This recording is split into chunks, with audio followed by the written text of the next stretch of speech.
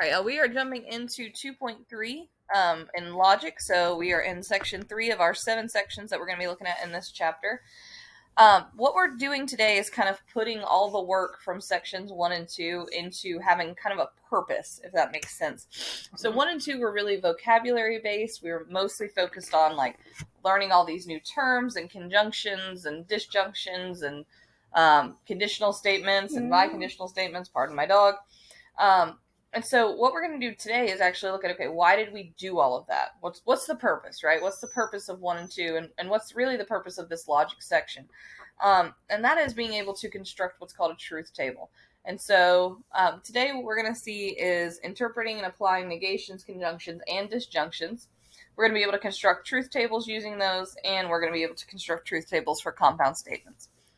So what is a truth table? You'll see it in a minute. But a truth table is basically a chart that represents validity of statements. And what you're looking at is to determine if a statement is overall true or overall false. It will make much more sense once we're able to put this into practice and kind of visualize it. But that's kind of what we're looking at, is a chart that kind of has true or false written underneath it with T's and F's. And that in turn helps you figure out if a statement is overall true or overall false.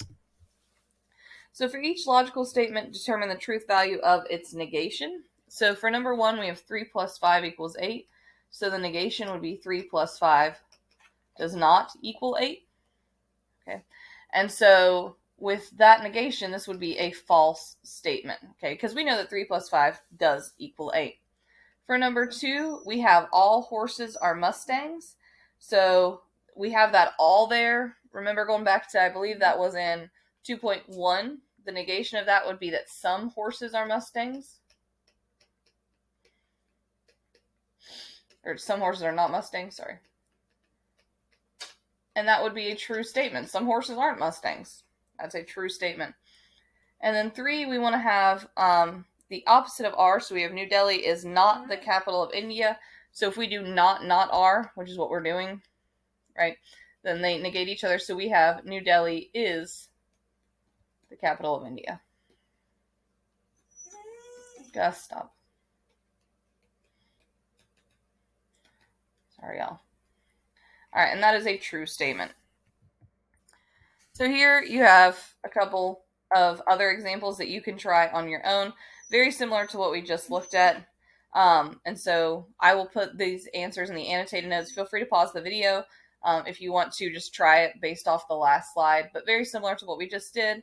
And again, the answers are in the annotated notes. So constructing truth tables. Okay. We know the multiplication principle is the fundamental counting principle. We've seen that before. The fundamental counting principle, if we haven't already done probability, based off the way this class is structured, then you haven't seen it just yet. But the base idea of the fundamental counting principle is that idea of you have 5 shirts, 4 pairs of pants, and 3 pairs of shoes. How many outfits can you create on vacation? That's the basis of it, right? How many outcomes are there? So you have 5 shirts to pick from, 4 pairs of pants, and 3 pairs of shoes.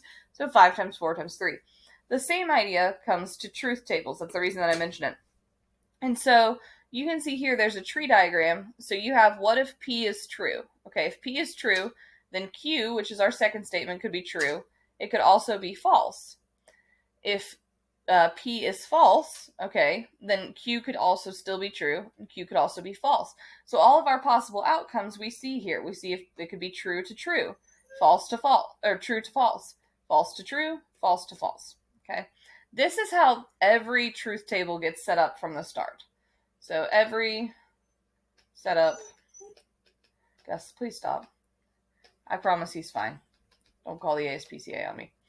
Okay, so this is every setup with 2 statements from the start. Now, if you have 3 statements, it's obviously going to get bigger, right? Because you have 2 choices for the first statement, 2 for the second, 2 for the third, right? So if you have 3 statements, let's say this is P, Q, and R, you're going to have 8 possible outcomes, okay, as far as following that tree diagram.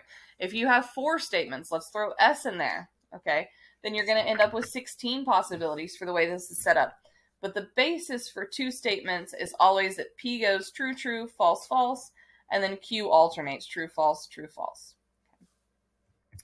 So A conjunction is a logical statement. We've seen that. We've talked about that. In order for a conjunction to be true, both the statements that make up the conjunction must be true. If at least one of the statements is false, the and statement is false. So what that means, okay, as we've seen, as we've kind of gone through the vocabulary, or the vocabulary of this unit, okay, is saying something like, I'm recording a video and my dog is whining, right? So if we think about that, I am currently recording a video. You can hear my voice. My dog is currently whining. That would make that statement overall true, because both parts of the statement are true. However, if I said I am not recording a video, or I am currently at the gym and my dog is whining, that wouldn't be true. I'm currently at my house. Even though my dog's whining, that part's valid, because we're saying one part of it's not true, like I'm currently at the gym and my dog is whining. Well, I'm not recording this at the gym. That would be crazy. So you can see here, as far as the conjunction goes, if it's true, okay, for P and Q, that makes that final part true. However, if it goes true, false, it's overall false. If it goes false, true, it's overall false. If it goes false, false, it's overall false. So basically, one F in the P or the Q column is going to make this a false statement overall. Now, when it comes to disjunctions, which is your or, only one part of the statement has to be true. Both parts can be, so we see that here. We got true, true, and then overall true. We have true, false, and then overall true. We have false, true, and then, wrong row, sorry. We have false, true, and then overall true, and then we have false, false, and overall false. So with a disjunction, the only way for it to be overall false, please stop, Gus, is for both statements to be false, okay?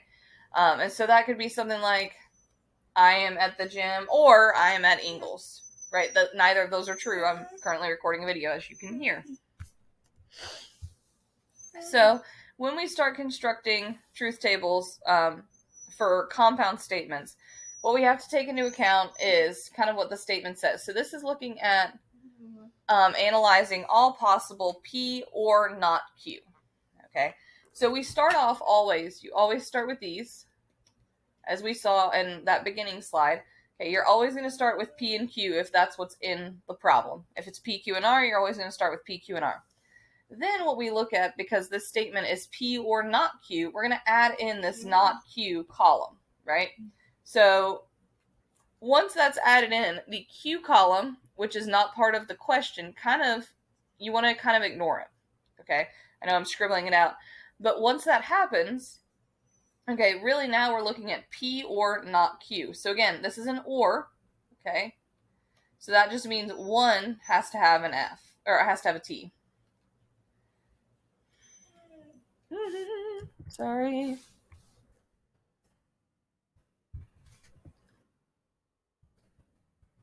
There it is, sorry. Okay, so one has to have a T. So as we're looking here, P or not Q, okay, we have a T and an F, that means it's overall true. P or not Q, those are both T's, that means it's overall true. F and F, that's where we get our one false overall, because now they're both false. And then false, then true. We see that here we also have a true. Again, all you need when it's an or statement is just one T in one of the columns. One of them has to have a truth. If they're both false, the overall statement is false. So a logical statement is valid if it's always true, regardless of the truth values of its component parts. To test the validity of a compound statement, construct a truth table to analyze all possible outcomes. If the last column representing the complete statement contains only truth values, the statement is valid. So, looking at something like this, we're asked to construct a truth table to determine the validity of the statement, not P and not P. So again, we start off, this time we're only looking at one logical statement. We just have P. So we start off with P, which can either be true or false. Then we have not P, which again can be true or false. And it does the opposite, right? We have the negation. So we have true, then goes to false, false, then goes to true. Then we have P and not P. So whenever you have the and, you have to have both T's. Okay, so we see that here we have a true and a false. An overall statement for P and not P would be false. False to true. Overall statement for P and not P would be overall false. But then, because we have the negation out in front with the parentheses, we would go the opposite here. So not P and not, or it is not the case of P and not P. Overall, that would be a true statement. So that makes this overall valid. And that's kind of hard to think about. I think especially in terms of like words, especially let's say the statement was, it is Thursday. So if we were to say this out in words, we would say, it is not, and then we would go into our parenthesis, or it is not the case that it is Thursday and not Thursday.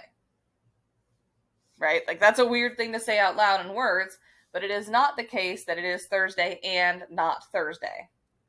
So that ends up being a true statement because it can't be the case that it's both not Thursday and Thursday. It has to be one or the other.